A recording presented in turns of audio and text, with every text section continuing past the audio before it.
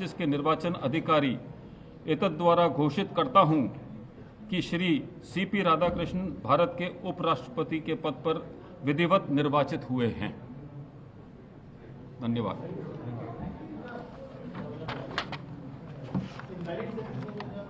पंद्रह 767। धन्यवाद।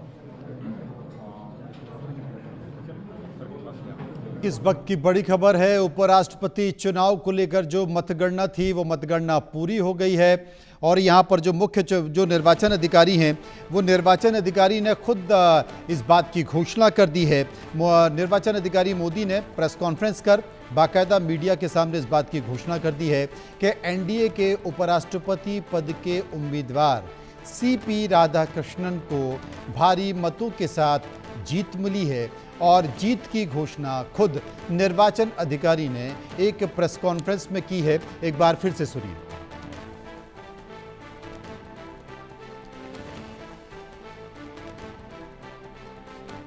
श्री सीपी राधाकृष्णन को अपेक्षित कोटे से अधिक वरीयता के मत प्राप्त हुए, इसलिए राष्ट्रपतीय और उपराष्ट्रपतीय निर्वाचन नियम 1974 के नियम 35 के साथ पठित राष्ट्रपतीय और उपराष्ट्रपतीय निर्वाचन अधिनियम 1952 की धारा 11 के अंतर्विष्ट उपबंधों के अनुसरण में मैं पीसी मोदी उपराष्ट्रपतीय निर्वाचन 2025 के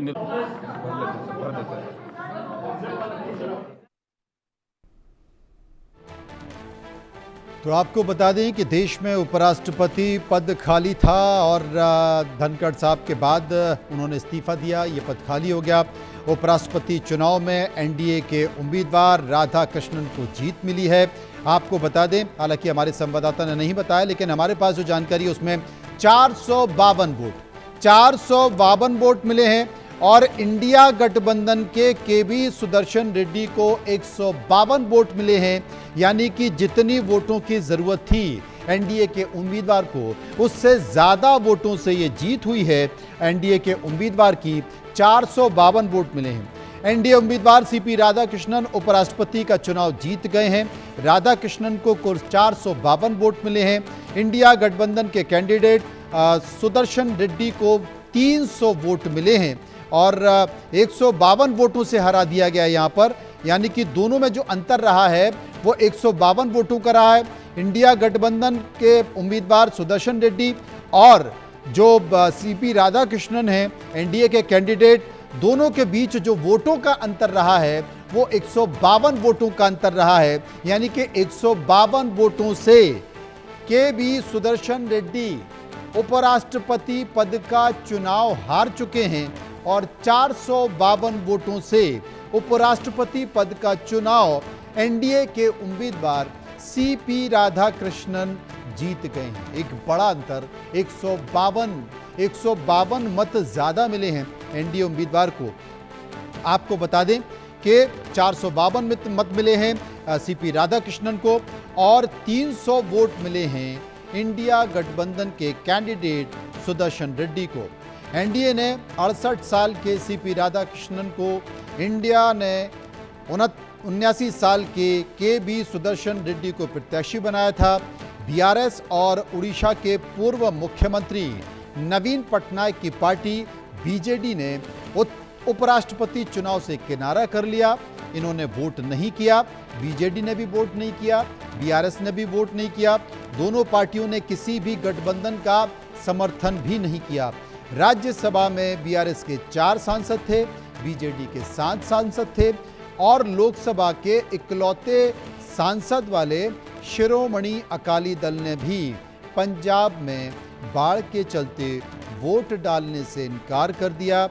वाईएसआरसीपी के यानी कि जगन रेड्डी के पार्टी के 11 सांसदों ने पहले ही एनडीए उम्मीदवार के पक्ष में वोट करने का फैसला ले लिया था और जो तमाम सारी परिस्थितियों के बीच आपको याद होगा कि 21 जुलाई को खराब सेहत का हवाला देकर अपने पद से जगदीप धनखड़ साहब ने इस्तीफा दे दिया था, जो कि उपराष्ट्रपति थे।